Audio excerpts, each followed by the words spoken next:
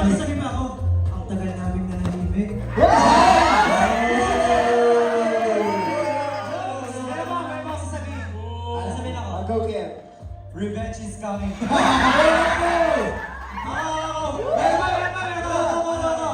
No, come here. Meron siya.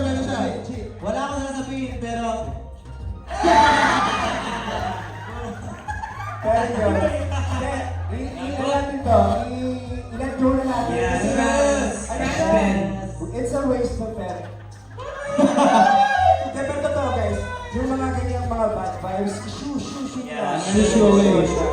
Kaya na natin sila kasi hindi sila pampabilit sila sa pag-angat natin. Yes. Ay, hindi!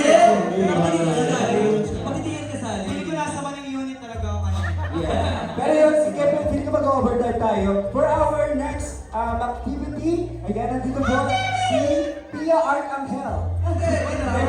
Welcome to Archangel! Go, O, diba? Ano mo sasabihin? So, actually guys, kung nakita niyo sa pop ng inclusion, nakalagay doon, may tatlong t-shirts na napamigay for the Twinkles, but only for the early VIP. Ayun po yung sasamahan yung kung sila. Saan na ba? Ako ba yun? Sasabusin na yung Nagpalang siya, anyways, moving on. So we have 3 t-shirts na ang gagawin ng Azure dyan is kukulayan po namin siya. And then, habang nagkukulay kami, magkukwentuhan tayong lahat dito. Yes. And then, after that, mamaya, magpupunod kami before tayo kakanta ng last song na, last song na. Kaya, didistribute ko na to. Kaya, simulan mo na yung mga kwentuhan. Ayan, so habang nag-ano si Craig, ayan, isa-isa tayo.